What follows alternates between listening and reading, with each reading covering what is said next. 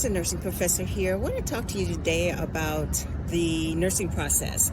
And so one of the things I've noticed is that if I ask students about what the nursing process is, they can always answer ADPIE, ADPIE. But what you really need to know is what that actually means. And when you know what that means, then you're able to answer questions correctly. So let's take, for example, if we have a patient that is newly diagnosed diabetes.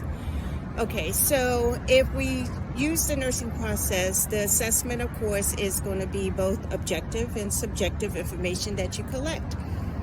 Subjective information will be whatever your patient tells you. I've been peeing all the time. I feel dizzy, lightheaded, headache, drink. All of those signs and symptoms that could indicate diabetes. Objectively, we're going to get some vital signs. We're going to get a blood sugar using our glucometer. And then we go to come up with a nursing diagnosis. Now, the medical diagnosis will probably be newly diagnosed diabetic. But understand that a nursing diagnosis really looks at how the disease process impacts our patient. And so if I would just think of a few off my head, I would say knowledge deficit, because even if a person knows what diabetes is, when it hits them, they have a knowledge deficit. And so it becomes our priority to make certain that they know how to manage it. Along with that could possibly be risk for elevated blood sugar or risk for low blood sugar, because again, they need the information to know how to manage the disease.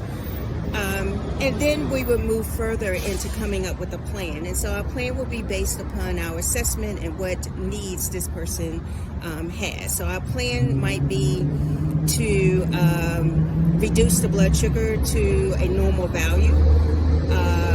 Sorry about the background noise. It could be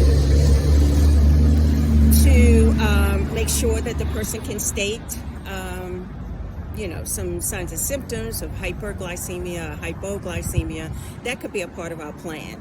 And our interventions, of course, are our actions. So our actions could be things that may be prescribed for the patient, like a particular diet, teaching them about a disease process and what happens if the blood sugars are not managed appropriately. And I find this to be super duper useful to a newly diagnosed patient with diabetes, because many times people who are not in healthcare think of diabetes is just, oh, I have an elevated blood sugar. They don't think about the terrible effects of an elevated blood sugar can have on your vasculature system, because it really does have a great impact on all of the vessels, including those that innervate our eyes, our whole circulatory system. This is how people end up having impaired vision or blindness associated with having these elevated blood sugars. And so we want to make certain that they are aware of that. And last, of course, is to evaluate the effectiveness of our teaching, evaluate the effectiveness of this new diet. And so our evaluation could include a repeat blood sugar to see what those levels are. It could include asking a patient about signs and symptoms of diabetes, how this disease has impacted their lives, et cetera, et cetera. And if we do not get a positive response, then we need to go back to the beginning and reassess.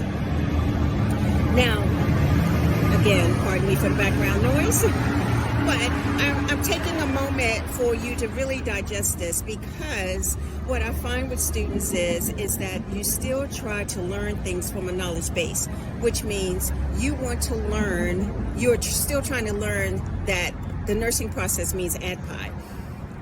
It does not service you to only know that. It serves you to know how you actually put that in operation, because questions are going to be associated with application of the nursing process.